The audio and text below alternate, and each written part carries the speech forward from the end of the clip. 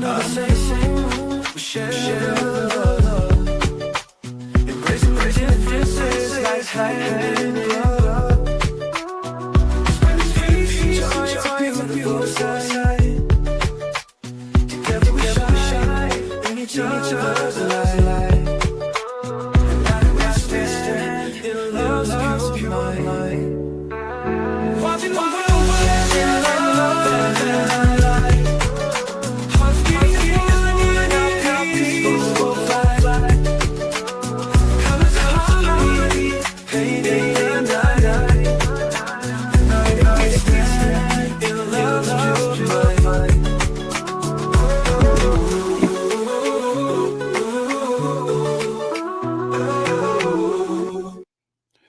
Well, good afternoon, ladies and gentlemen. Thank you for tuning in to Watching the World. We have quite the show in store. We have a lot of new news at noon. Yesterday, we spent a lot of time covering what's happening at the White House in regards to Donald Trump and the leaders of the EU that came out to help try to solidify a deal for Zelensky and the Ukraine.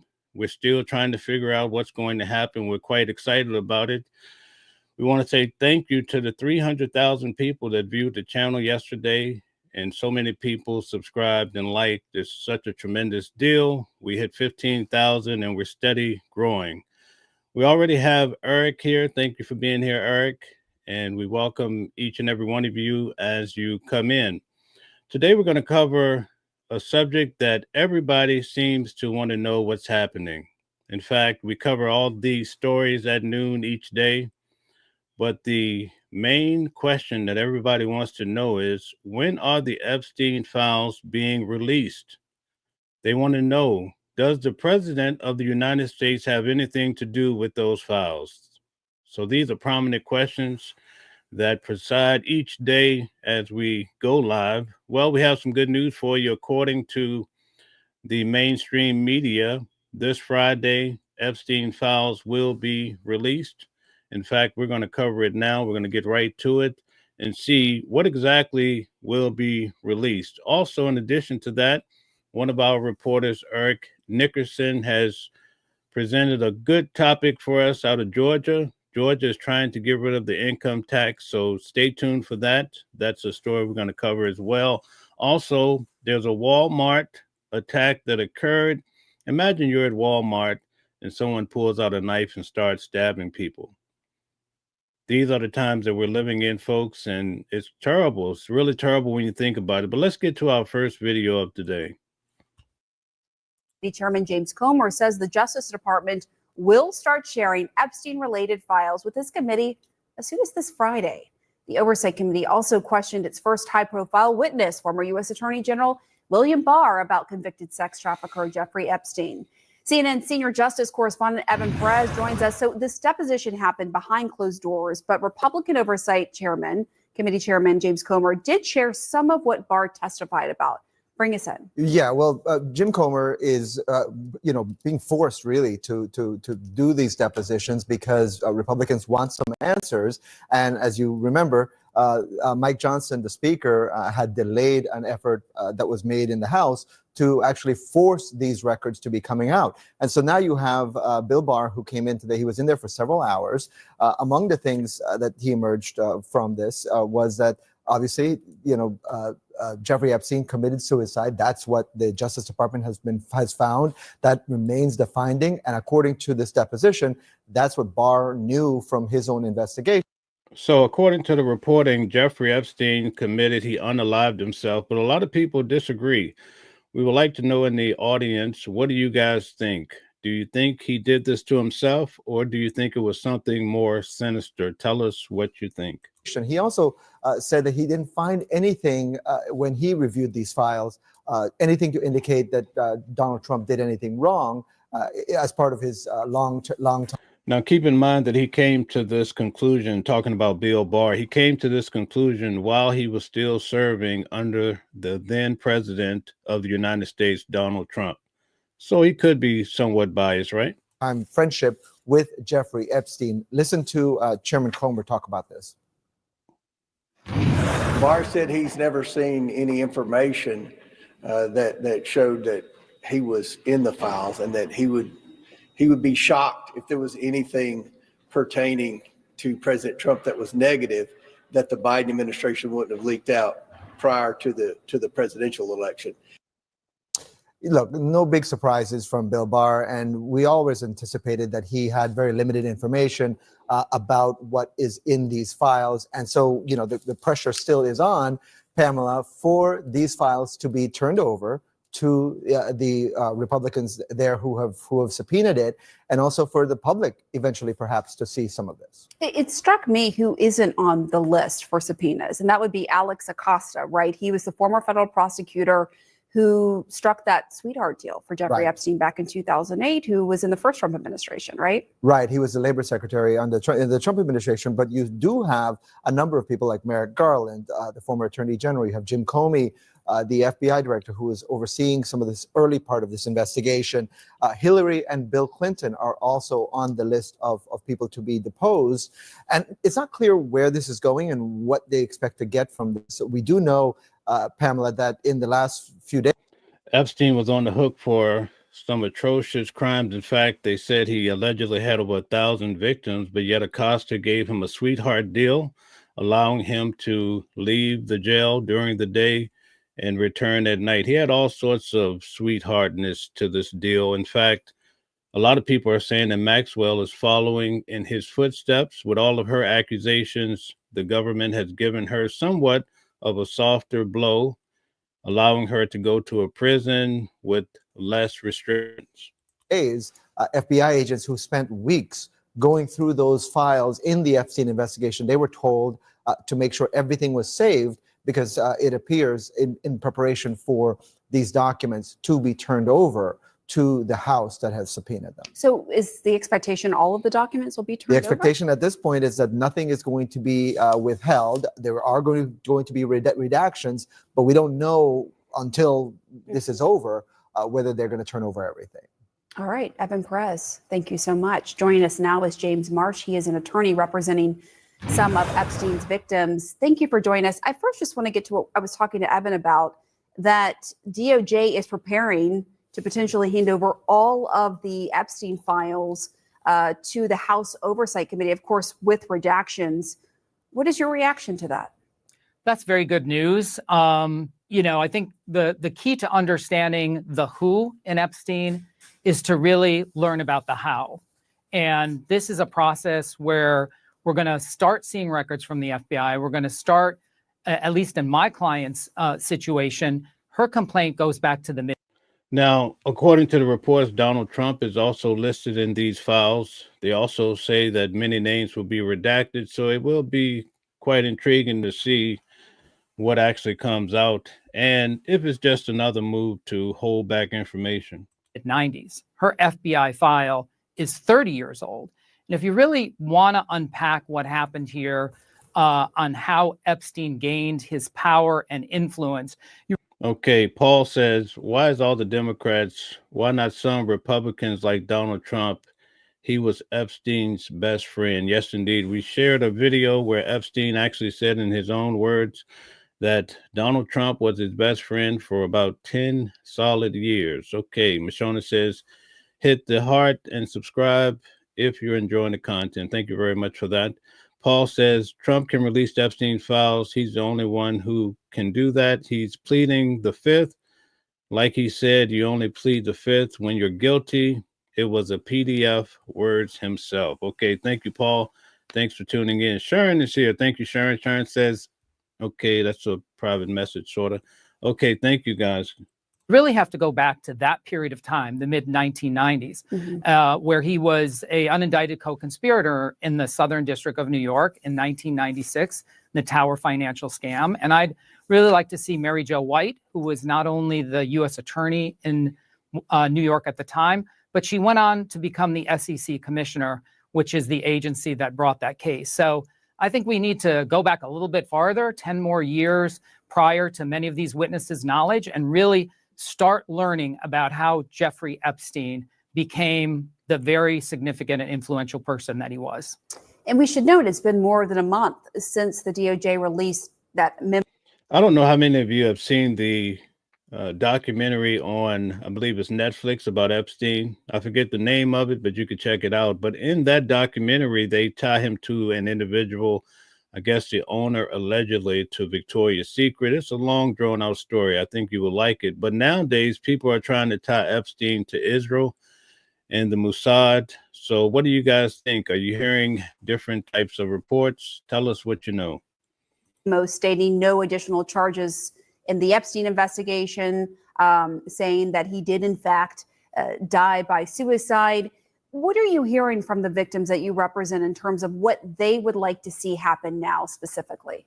I think from their perspective, there are still a lot of very unanswered questions. Now, speaking of his suicide, right, or unaliving, I don't like to use that word on YouTube. They said, based on from the official report, because he had 3 bones broken in his neck, that it could not have been a unalivement. So that's quite interesting as well, to know what really happened to the guy. And because of these type of reports, that's why we will always have these conspiracy theories. In fact, the video that was put out over 10 hours throughout the night that he was unalived, there's a missing minute. And as I always say, when there's a missing minute or something of the sort, you'll always have people complaining about a conspiracy theory. Let's see what you guys are saying in the comments here. All right, we have quite a few people here. Liz Anderson says, they're all complicit to the Anglo-Dutch monarchies. Okay, thank you, Liz. Could you expound on that a little bit more for us? That's a great comment. Somebody says Epstein files are an Obama hoax. Trump never ever met Epstein. Now, I'm not sure about that one. I think there's a lot of evidence that show that they perhaps even met and knew each other quite well. Bob Morrison says Trump would be the one with most visits to the PDF island. Okay, Sharon says, will the files be unredacted? It will be useless if they don't do that. Okay, they already said that the files will be redacted. Okay, can you explain why blacks 13% commit 55% of the crimes? Okay, all right. Meanwhile, says, I've been this for years. Both of them look into the Ghislaine Maxwell's dad is. And then I think the superpowers doing the job that he applied pressure to Victoria's Secret. Okay. Thank you for your input, guys. I really do appreciate it. In fact, they haven't answered any questions to date. Most of the information that we've seen throughout this whole month is recycled information. It goes all the way back to the binders. All that stuff is public. My client, Maria Farmer, her file is 90% redacted. We've asked the FBI for that. We've submitted a FOIA. We've requested it for many, many years. So there you go. They've already redacted so much. Can you imagine what can you really gather from something that's 95% redacted? It's almost like you're reading nothing and come up short. So there's a little bit that we do know, but there's an awful lot that we don't know. And the victims are really looking forward to some accountability and transparency and a full accounting of how did Jeffrey Epstein get so wealthy? How did he gain so much influence? What happened in the 90s, the 2000s, the 2010s, 30 years that this individual was able. And the federal government, they have over $1 billion of different wire transactions that was coming in and out of Epstein accounts. And they're still asking questions like, what was it about? I find that hard to believe that no one really knows. Renee says Comer is playing on maggot time, disrespecting the courts. More delay tactics, yet no one will hold responsible or accountable. Great point. Tahari says Nancy Grace show actually showed footage of someone at night near another entrance at Epstein's door. It was 3 minutes. Okay, we'll have to look for that. If you do have the link for that, please share it. That'll help us to find it much quicker. But thank you, Tahari. Cedric says F Trump and Pam Bondi. Okay, he's not happy with Donald Trump and the team. Chillin says, if there was any dirt on Donald Trump, Joe Biden would have released those files a long time ago. Joe Biden had those files 4 years and didn't release one word from them. That's a consistent argument that we see here on the channel. H. Bogart is back. Thank you. We appreciate you coming back regular. They're treating this just like Trump's taxes. Oh, we forgot about Donald Trump's taxes. That's right. We knew nothing. Millions of dollars are still moving through Epstein's accounts, really, even to this day. Mashona says, welcome in and thanks for joining. We thank you to hear from you. We just ask that you be respectful to each other and watch your language in the chat to respect YouTube policies. The chat is moving so fast. I have to remember to slow the chat down. Old white guy says, ask Israel where the money came from. Okay, that's a good question. A lot of people are talking about Israel these days. Marky Mark is back. Thanks, Mark, for all of your continued support. Good day to you. Sassy Mo says, this is the most disrespectful president to the U.S. citizens and the land. You think he's the worst? Okay. Thank you for your viewpoint. Christopher says, why didn't Joe Biden and Kamala release the files? That's a really good question. That's what everybody wants to know, even myself. Chillin says, double tap the screen. Thank you for the support. H. Bogart says, they forget about Trump's taxes because it was nothing burger like Epstein's documents. Okay. Sassy Mo says they didn't have the files. Okay. That's what Pam Bondi came back and said. They were on her desk, and then all of a sudden they disappeared. Lorraine Clark is back. Shout out to you, Lorraine. Nice to have you back. Nice to see you. Marky Mark says, getting some exercise.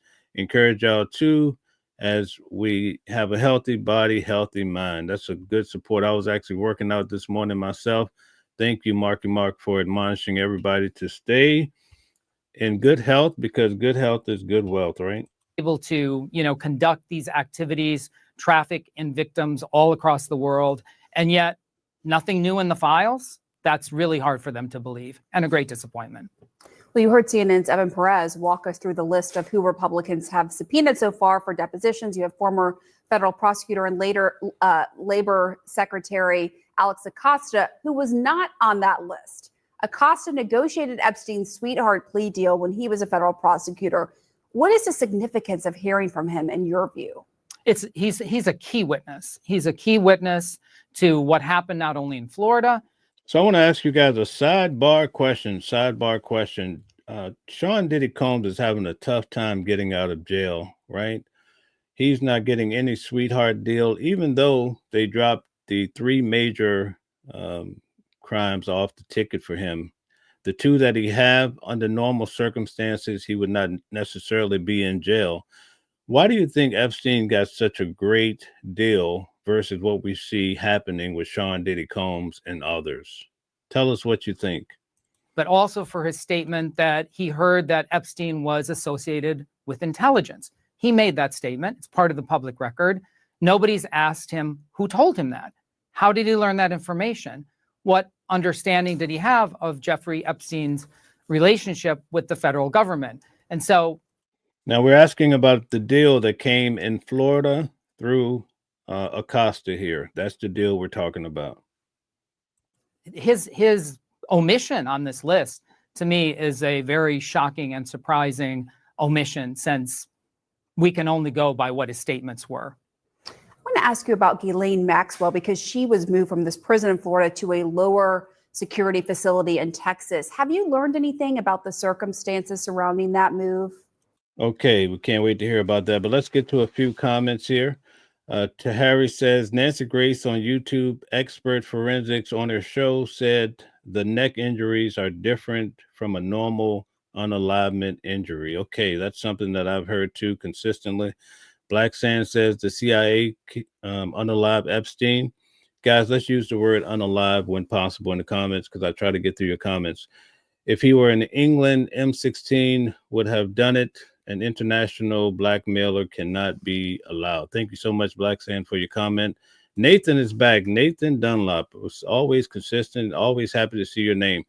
In the early 2000s, during Epstein's first court case, the DA of the case said Trump was fully investigated and they found no evidence of Trump's involvement in any of Epstein's crimes. Okay, so they've already investigated this, but it's still, I don't think people necessarily believe it if it's still a hot topic. Guys, please participate in the poll as well. Must By Right says, how do you know Biden isn't involved? Okay, that's always a possibility. We're waiting to see the real deal. Friday, they're going to release the files, at least to the House committee. Not sure how that will translate to us, the regular civilians of America and from around the world, watching the world. We Knew Nothing says the false Biden released the same files that Trump re-released in binders called Epstein files. Okay, so there's a little play there. Anton Wheeler, thank you. Nice to have you here, brother. It's all about the money. They know it's all about the finances, banking, illegal deals. All right, that's what it's all about. Thank you, Marky Mark. Slavin says Trump is the first one to respect Americans in a long time. Absolutely. Trump is doing some good things. I will say that there are some things that Donald Trump is doing that is great. We Knew Nothing says the files Trump released were the same files Biden already released. Biden did release Epstein files. That seems like a repeated message. Okay. That would be cool, said the files won't be published because everyone under Jeffrey for compromising people. Okay. Christopher says this dude is legit. Thank you very much, Christopher. Thank you. Nice to have you here.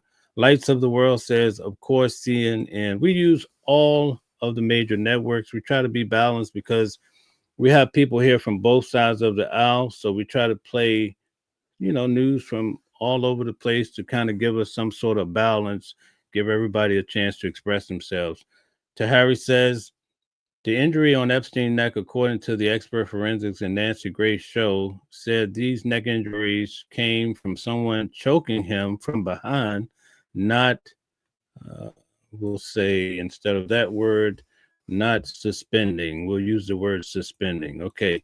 Black Sand says anyone can be blackmailed. That's so true. We Knew Nothing says he's not getting any deals because he's not an old white man. Oh my.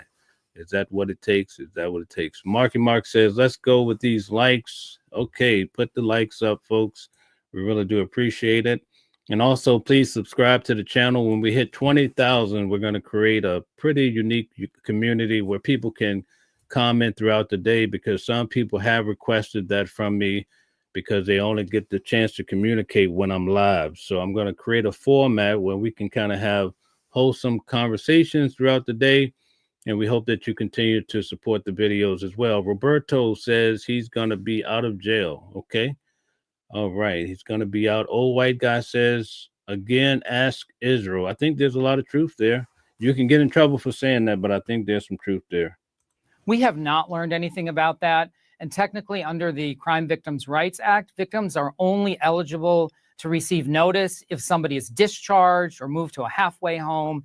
A camp is almost a halfway home, right? I mean, it's not a secure facility. We have very few child pornography defendants in camps.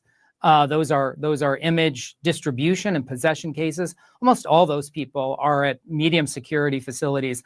I've never known any of them to go to a camp. The only time people that are sex offenders or have committed serious crimes get released to a federal camp is within months of their discharge. So it's. So did you notice that? She's getting a sweetheart deal compared to what this individual has seen as an attorney. A very atypical situation. And since we aren't entitled to notice, we didn't get notice, but clearly there's a lot of unanswered questions there too. And a great deal of frustration for the victims and survivors of these crimes that there's been really no transparency about that. Yeah. And really no one to address their concerns. Very quickly, have you heard from DOJ recently? I know that one of your clients had reached out to the Deputy Attorney General, Todd Blanche. She had told Caitlin Collins recently she hadn't heard back from him. Has that changed? We haven't heard anything from anyone. So we're waiting. We've been waiting for years for some answers and accountability. In the case of Maria Farmer, she's been waiting 30 years to find out why the FBI didn't follow up on her initial complaint in the mid-90s. Okay, so now we're going to take a look at, I'm sure many of you shop at Walmart, right? Well, we're going to look at an incident that happened at Walmart. To me, it's terrible. And quite frankly, it could happen anywhere in public, folks. You're not going to believe what happened. It just happened a couple of days ago. So we're going to get right to it.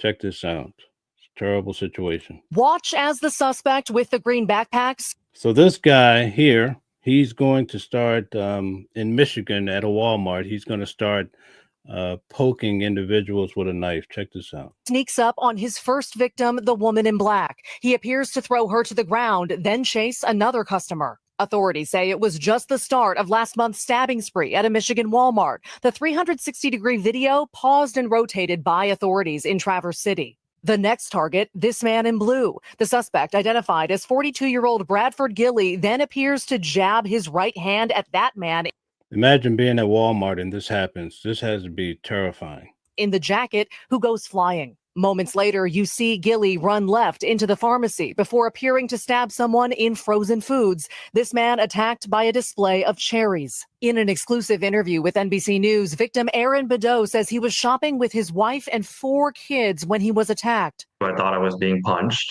And after the third one, I noticed that, okay, this isn't a punch. I'm being stabbed. As a dad, as you're being stabbed, are you just thinking about your kids there? Really, the only thing that was on my mind when I was being stabbed, it's like, is my wife safe and are my kids safe? And I knew that I was Just a regular trip to Walmart. Can you imagine that? shielding them. Gilly, moments later, seen running to the parking lot, attacking this woman from behind. Cell phone video later captured a crowd corralling Gilly until authorities came. Investigators say all 11 victims survived. Gilly. What would you guys have done? Would you have confronted the guy like these individuals? I think I would have. Police pleaded not guilty to assault and terrorism charges. Court records show he has a history of mental health issues. Tonight, investigators releasing these photos showing blood in the pharmacy produce section near a display of Oreos. The chilling aftermath of a terrifying attack. Maggie Vespa, NBC News. All right. So we see a lot of violent things happening. Maybe there's some credence in Donald Trump sending the National Guard to a city near you. What do you guys think? All right. Before we move on, yesterday we covered Donald Trump's meeting with the leaders of the EU. So we're going to get some afterthoughts from Rubio and also from Macron out of France. But before we do that, we're going to get back to a few of the comments. Sassy Mo says, while Americans are fighting one another, foreigners, immigrants are buying up land and homes in the U.S. So far, 56 billions. Get it together, people. I think that's a lot of truth. I'm going to tell you guys, I'm going on a grand tour, and I can't wait to share some of the fact finding with you guys. But I'm touring some of the major companies in the industry, especially companies that I've invested in. And one in particular that I did a pre-tour on, I noticed that, because there's this myth that perhaps it's only minorities that are being left behind. But if you check out Facebook and who really works at Facebook, I want you guys to do some research before I come back with the actual tour results. It's not just minorities that are not getting those jobs. When you look at the jobs at Facebook, you will be astounded at the different countries that actually represent working at Facebook here in the United States. And I'm going to say allegedly. So that's a great point. But I will be touring starting in 2 weeks, and I'll bring back the news about who really works at these major companies. In fact, when you call your local bank or you call the telephone companies, you typically get people that are not in the United States. I'll leave it there. That would be cool, says. And then also one other point, we do have AI taking effect all over the place. So how do people get jobs? And they said that's the reason why we have a lot of crime, because people can't find great jobs, and also because of the economy. So are we setting people up for failure? Tell us what you think, guys. That would be cool, says. Puffy is being used as an example. Puffy played ball just like Jeffy. Okay. Just like Jeffrey. Okay, so that's a good answer back. Christopher says, I think Epstein is alive. AI can make any video it wants. Okay, so some people feel that way. They feel that Tupac is still alive too. Jeffrey Epstein so many people's names come up. Marky Mark says hi to you, Mashona. Okay, Mashona says, don't forget to subscribe and turn on your notifications so you don't miss out on the great comments. H. Bogart says, I would not be surprised if Epstein was still breathing someplace. Okay, that's the second person to feel that way. Broncos Maniac says, worry about the Clintons, Epstein, Diddy, etc. are all a distraction. I think everything is a distraction at the end of the day. But at the core, there's some major issues, and we try to cover it every day on the channel at noon. Fates Calm is back in the building. Thank you, Fates, for being here religiously. Hey, everybody. Hope you're having a good day. All right. Thank you, Fates. Okay, let's see here. Roberto says the difference is one is alive and the other one is dead. That's the only difference. Okay, so When it comes to Diddy and Epstein, not much of a difference. Slavin, welcome back. I think Epstein and Osama are hiding out in the same island. Oh, wow. That's a rumor that keeps floating around. We Knew Nothing says that is false. Trump was 100,000 pages of Epstein files. The FBI redacted his names. I think that's true. A lot of people do believe that that's, something consistent. Egon says nothing will come out of this. Okay. You're talking about on Friday when they released the Epstein files. That would be cool. Says Biden doesn't know what he's involved in himself. Okay. Robert Dale, welcome in. Thank you. How much you want to bet that Trump is the only president to not be part of the kidnapping ring of the government? Wow, that's pretty sinister if it's true. Reverend Greenbacks is here every day. Reverend, welcome in. He says the greatest president ever is Donald J. Trump. Okay, so now we're going to get to the follow-up from what we saw yesterday with the president meeting in regards to the Ukraine. So let's have at it. Let's see what Rubio and also Macron had to say about this whole deal. Do you think a ceasefire is still possible? I do hope. Kristen Welker just sat down exclusively with French President Emmanuel Macron just moments ago following those lengthy peace talks at the White House today. She pressed him on that hot mic moment with President Trump that we saw earlier and whether a ceasefire needs to be reached to hold the trilateral meeting and the role French and American troops could play in the effort to maintain peace. Take a listen. President Trump was overheard on a microphone talking to you, and he said, quote, I think he wants to make a deal, meaning Putin. I think he wants to make a deal for me. You understand that? As crazy as it sounds. What went through your head when he said that to you? I think if at the end of the day, if we have a deal which is compliant with this long-standing and robust peace, this is a great news. And your president indeed is very confident about the capacity he has to get this deal done, which is a good news for all of us and can break this, I would say, this daily killings, which are the responsibility of the Russian aggressor. So I think it's a great news. My point, and this is why we've worked so hard. According to record, they're killing between 5,000 to 9,000 people a week. Can you imagine that? Guys, please hit the like button, share, and subscribe so we can keep growing and bringing you solid information, independent information. During the past few months, and we need this convergence, is to be sure that this deal is not detrimental to Ukraine and Europe. And all of us, we want a deal and we want a peace deal.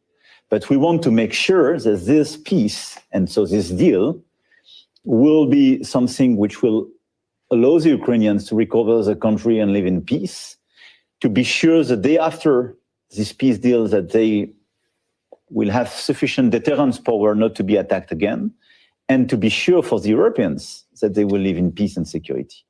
So this is the nature of the peace, which will be now the core of our work. But I think this is a great news, and indeed your president is very confident about his capacity to get this deal done with President Putin, and it's great. Let's talk about the issues. You were very firm. You still think a ceasefire is necessary. President Trump, on his way to Alaska, said that he wanted there to be a ceasefire agreement. Otherwise, he said there would be very severe consequences. Do you think a ceasefire is still possible? I do hope. Let's call it once again truce or ceasefire, but we have to stop the killings. First, for humanitarian reasons. Second, because if we want sincere, reasonable, comprehensive talks in order to build a peace.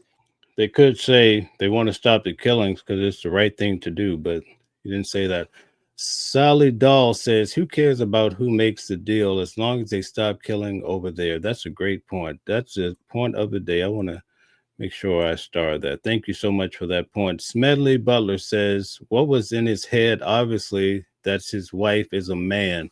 All right. So we get that from Candace Owen. Actually, they're actually suing her for that same promotion of that concept or defamation. So we'll see what happens. Nathan Dunlap is back. Thank you for always being here. France needs to butt out of every time they get involved in the U.S. gets dragged into a war. Okay, keep France out of it. Nuts and Chocolate says she's crazy and Macron is a victim. Okay, Dirty Money says, why did Hillary beg and Obama appointed Dem judge to block the files? Is that what happened? Tell us all about it.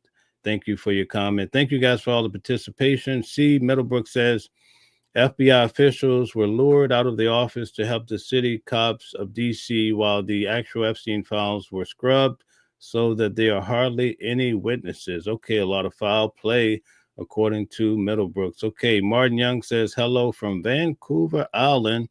We all know Trump was a regular visitor to Epstein Island. That's where he met Melania. Okay, now that's an accusation that came from, I believe, well, it didn't originate with Biden, Hunter Biden, but she's actually threatening to sue him for pushing that storyline. You cannot do organize this discussion. In the middle of the bombs. Look, today we were with President Zelensky. President Trump called President Putin at the end of our meeting, and we meet again right after this call. In the meantime, the Russian army organized a series of strikes on civilians in Ukraine.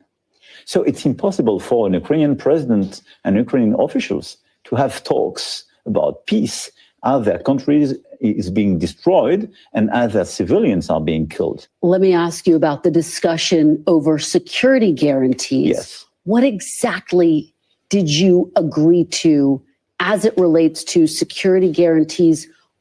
Does that mean European troops? And does that mean U.S. troops? Look, I think for me, it's a very important progress of the past few days that your president expressed the clear commitment of the U.S. to be part of the security guarantees. It's brand new. And last February, when I took the responsibility to gather a series of European leaders with President Zelensky in Paris, and we followed up in London, and we created this coalition of the willing. And it was a reaction to the feeling we had that we could see a temptation to go to a rapid peace, but without any guarantee for Ukraine. And we know what it means. It was Georgia 2008, but it was as well Crimea 2014. And there is full certainty that if you make any peace deal without security guarantee, Russia will never respect its words, will never comply with its own commitments. So it's for us totally critical, and this is an essential part of any deal for Ukraine and for the Europeans. This is for our own security. Tell us what you think. You guys agree with what he's saying, that Russia would go back on their word, they'd get a deal, a peace deal, and they'll start dropping the bombs again soon. Is that what would happen, folks? So this is a very important progress of the past few days, that the U.S. now is willing to be part of this. Kristen Welker joins us now live. Kristen, that was just a portion of that interview. You also spoke to President Macron about how optimistic he feels about a deal. Tom, I did, and it was a really notable answer. President Macron saying that he is skeptical that President Putin actually wants peace. It was a very somber moment. Okay, so Eric says he thinks it's possible. Mashona says, I wouldn't trust Russia. They want all of Ukraine. That is so true. Gear Jammer is back in the building. Thank you, Gear Jammer, for the support. Obama and his husband should be in jail. Okay, Gear Jammer. He's a strong, I believe, Trump supporter. Just human being says probably. Okay, we have some varied answers. Ted Bear, Hawaii says Russia will not. They will not do it, folks, under any circumstances. All right, Bordeaux, thank you for your continued support as well. Thank you for all you do. All right, let's see. Nestor Ray says, our word is more savage now than before. Crazy word and demons, evil bastards in charge. That is our problem. Okay, so it boils down to the leadership. H. Bogart says, going to lose all of his painting money. Okay, he's going to lose it all. Okay, so now we're going to take a look and see what Rubio had to say about this. Good old Rubio, the Secretary of State. Let's see what he has to say.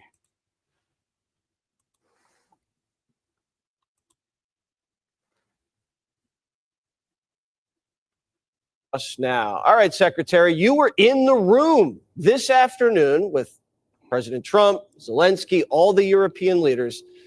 Was there a big moment that happened?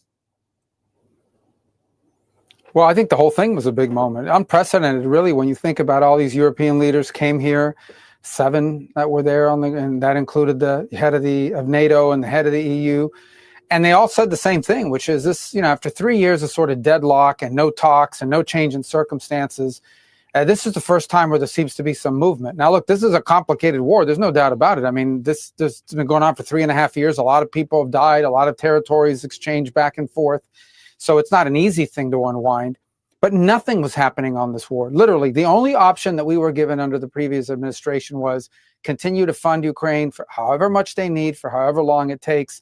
And now you have people actually talking about pathways towards ending it. Now, it's going to take a little bit more work and a little bit more time, but we are making progress. It's not me saying it. That is virtually every leader there today said that in front of the cameras.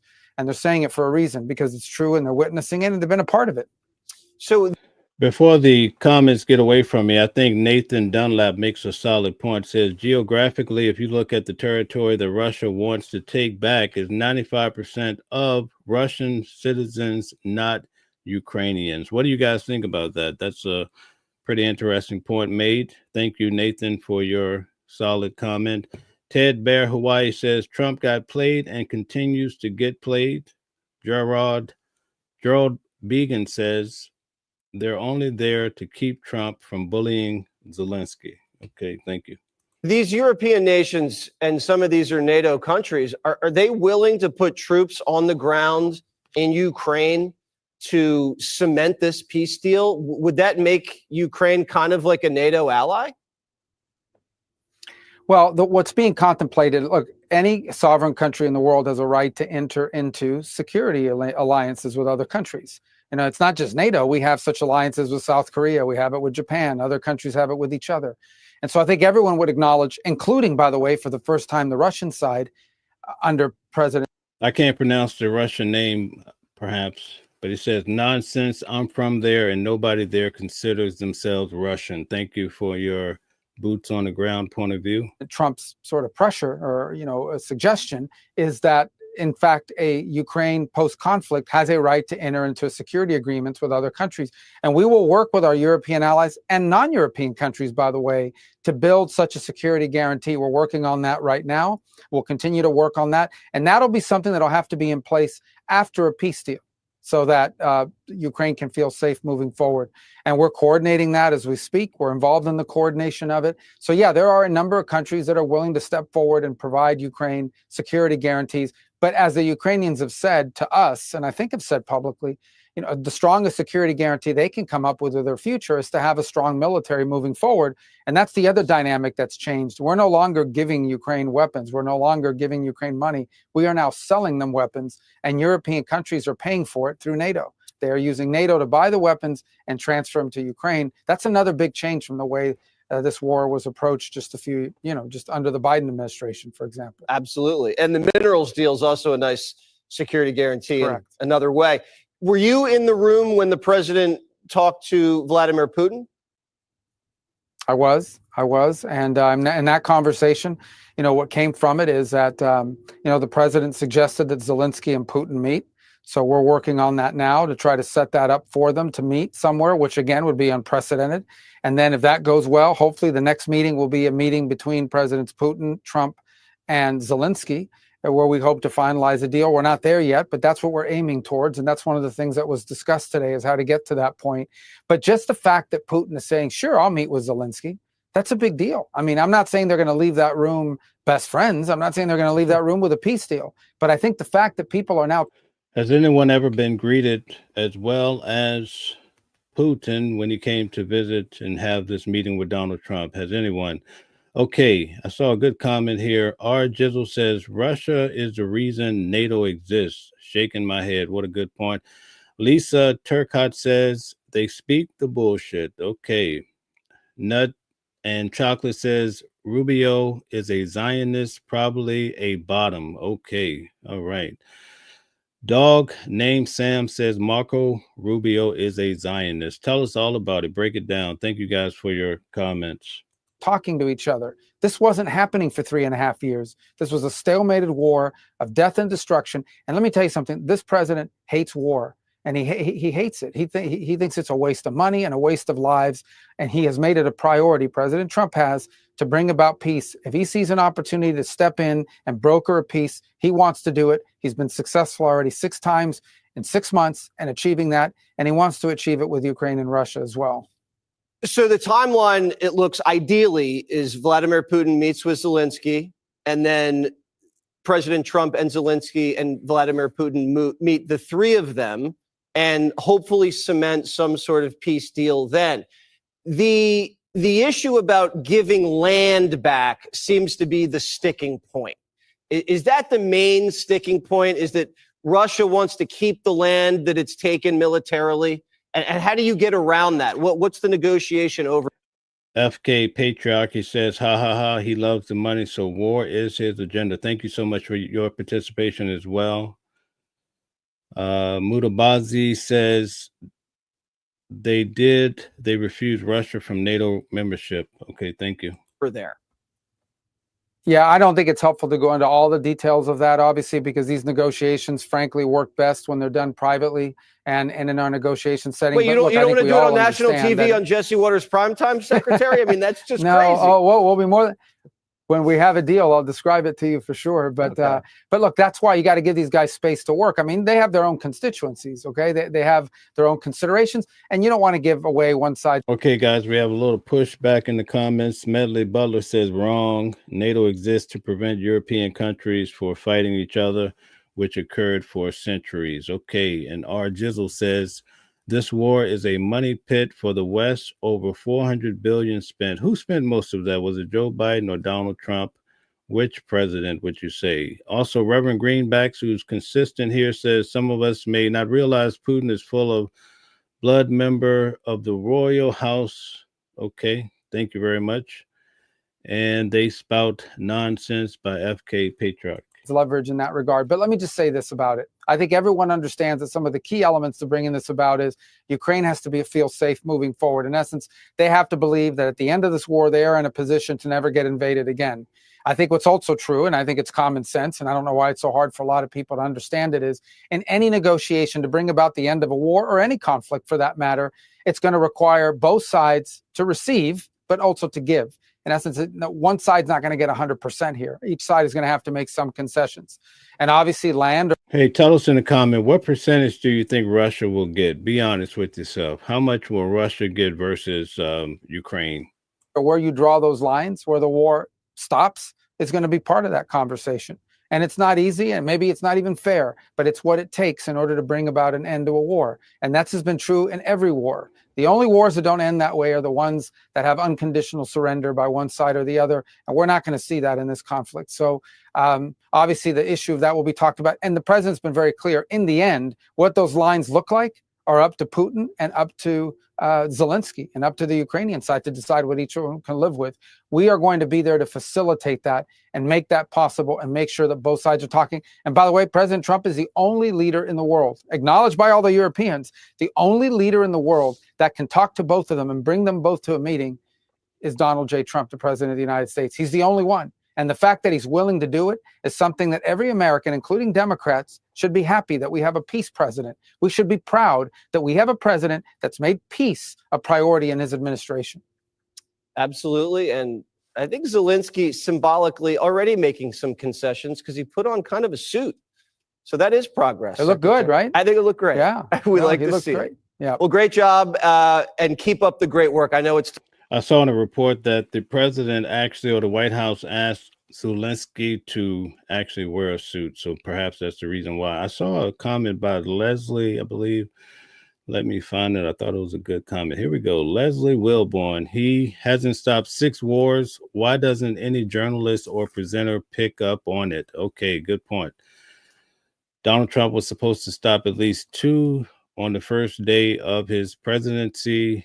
We're trying to figure out what happened, folks. Okay, so we have just one more video to get to before we end for our news at lunch, folks. So we're going to get right to this last video. This was actually given to us by one of our own, Eric. Eric sent this over, and this should be exciting news for many out of Georgia as far as the income taxes and the changes that might be coming through. So let's have a look at it. Okay, let's see here. Want to eliminate the state income tax. And they will spend the next several months trying to come up with a working plan. Fox 5's Deidre Dukes has a preview for us. Cutting taxes without cutting into the state's bottom line. Some lawmakers will take on that challenge this summer. The bipartisan Senate committee is now tasked with building on the progress made over the past 4 years to eliminate Georgia's income tax. You see, this is about competitiveness. It's about economic freedom. And above all, it's about allowing hardworking Georgians to keep their... We have over 300 people here. Tell us, would you like to see the income tax go away in your local state? Their money in their pockets. It's about you keeping your money in your pockets. Committee Chairman Blake Tillery's goal is to come up with a workable plan by the end of the year. When you compare Georgia to its neighbors, only South Carolina has a steeper income tax. Okay, so they're trying to get rid of that. We'll have to see what happens in Georgia. Okay, R. Jizzle says, because they hate him, they tried to kill him on national TV, talking about Donald Trump. Okay. Mashona says, don't forget to subscribe and turn on your notifications so you don't miss out on the great content. Yes, put on your notifications so perhaps you can be notified when we do go live at lunch each day to go over the news as well. All right, we have Nuts and Chocolate says, income tax and sales tax, one or the other. Okay, he wants one of them to go. Okay. Reverend Greenback says the Second Roman Empire is also in Russia, hence the Eastern Orthodox Catholic Church. Okay, there's a lot of truth to that. Recently, I went to Italy, and I can actually understand what you're saying there. So we learned a lot on that trip. I would advise anyone to take a good grand trip of Italy. There's some great things to see, especially when it comes to the Colosseum, and we went to, I believe, Florence and Venice. So many great things. Okay, let's see what else we have here. Smellford Buckley says 18 to 20% Russia is controlling. Okay, thank you. Reverend says 43%. Okay, this is all related to the question I asked about what percentage would Putin get versus Zelensky. Okay, so 35% according to Sean Hogue. Okay, Reverend Greenback says everything but Kiev. Okay, Kiev. Okay, thank you very much. FK Patriotic says Ukraine should never trust Trump nor Putin. Okay, we're going to wrap up here with the rest of this video. Supporters say the move follows a national trend. A dozen states cut individual or corporate taxes last year. This may not happen overnight, but I'm committed to delivering on this goal in a way that protects our state's core priorities: healthcare, education, infrastructure, and public safety.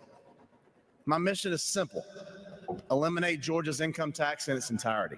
On the pass of the bill. Lieutenant Governor Burt Jones created the committee. It will spend the remainder of the year looking for ways to deliver meaningful tax relief while keeping the state's finances on solid ground. I believe Georgia can get this done, and I'm not going to stop until we do.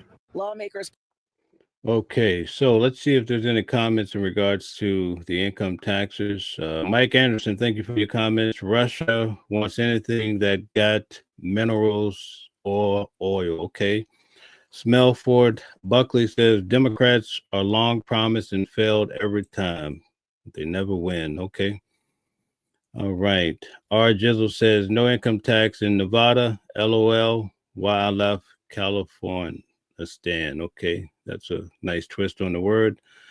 All right, so I believe that's it for today. Again, Mashona says, thanks for joining the conversation. Did you remember to hit the like button on your way in?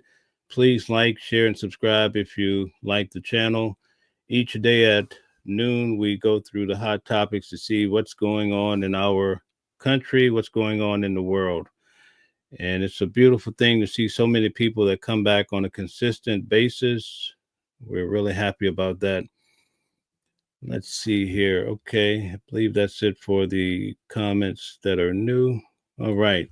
So thank you guys for tuning in today. We'll see you tomorrow at noon as well as we continue to go over the hot topics.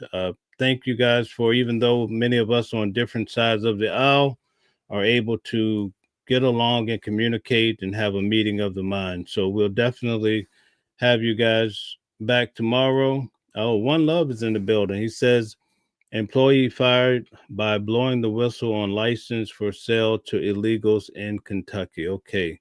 All right. Thank you. And Mashona says, we appreciate each and every one of you who joined in today. Please support the channel by hitting the like button, share, and subscribe. Thank you, thank you, thank you to everybody. And again, we'll catch you tomorrow. Have a good day.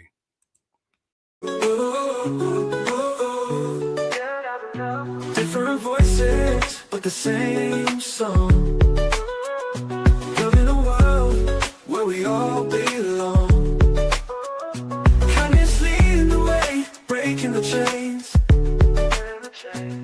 In the symphony of love, the thing remains. Embracing diversity, brighter days in sight. Watching the world sharing love and light. Hearts beating as one in our peaceful flight. Colors of harmony, painting the night. United we stand in love's pure might.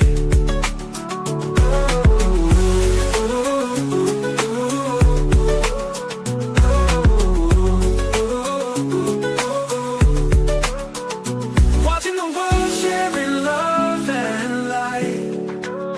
Hearts beating as one in our peaceful flight. The colors of harmony, painting the night. United we stand in love's pure might.